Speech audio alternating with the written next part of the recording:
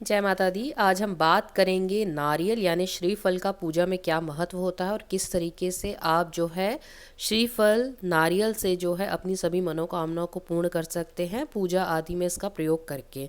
पूजा कर्म में जो है नारियल का बहुत ज़्यादा ही महत्व माना जाता है। किसी भी प्रकार की पूजा में इसे एक विशेष स्थान भी दिया जाता है। आप अगर किसी कारणवश कलश की स्थापना नहीं करते हैं और नारियल को भी कलश रूप में स्थापित नहीं कर पाते हैं तो उस पूजा का महत्व जो होता है उतना नहीं माना जाता है। जैसे इसका नाम श्रीफल है, ठीक उसी तरीके से ये श्रीफलों को प्रदान करने वाला बताया गया है।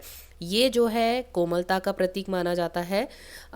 जैसे आप अगर नारियल को देखेंगे तो आप ये अत्यंत कठोर है बाहर से और अंदर से काफ़ी निर्मल है, और इसके अंदर का जो गिरी जिसे कहा जाता है वो काफ़ी जल जो है उसका मीठा होता है। ये हमें जीवन में ये प्रेरणा देता है कि चाहे जितनी भी कठोरता है जीवन में, या व्यक्ति चाहे तो कितना भी कठोरता से उसका जीवन चल रहा हो, परंतु अपने मीठे स्वभाव के कारण या निर्मलता के कारण जो है वो अपने जीवन को उज्ज्वलता दे सकता है। ठीक उसी प्रकार से अब हम बात करेंगे जो नारियल होता है इसको काफ़ी सात्विक रूप से देखा जाता है, पर इसे जो है सात्विक बलि के रूप में भी पूजा प्रयोग किया जाता है। कई लोग जो है ऐसा मानते हैं कि जो बलि होती है वो हमें नहीं देनी चाहिए, या जो पशु बलि होती है वो मान्य नहीं होती है, पर कुछ स्थानों पर इस बलि का भी काफ़ी महत्व होता है। पर आज हम बात करेंगे सात्विक बलि के बारे में।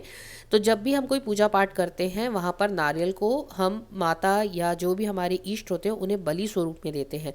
प्रारंभिक काल में ये बात जो है मानी जाती थी कि जो ईश्वर होते हैं उन्हें जब हम बिना किसी कष्ट के भी या किसी को पीड़ा पहुंचाए बिना भी कोई बलि देते हैं तो वो हमारा कार्य जो है वो पूर्ण हो जाता है। ठीक उसी तरीके से अहिंसक बलि देने के लिए सात्विक बलि का प्रयोग किया जाता है पूजा पाठ में।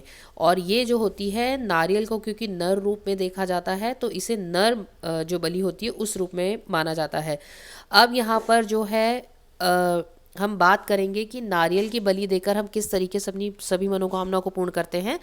तो जब भी आप कोई पूजा पाठ करते हैं या आपने कोई किसी भी इष्ट के सामने भोग प्रसाद स्वरूप में नारियल को अपनी मनोकामना बोलते हुए फोड़ा है, तो आप एक तरीके से वो जो है उन्हें अपने प्रसाद स्वरूप सात्विक बलि दे रहे हैं, जिसके कारण आपका वो जो कार्य होता है वो पूर्ण होता ही होता है।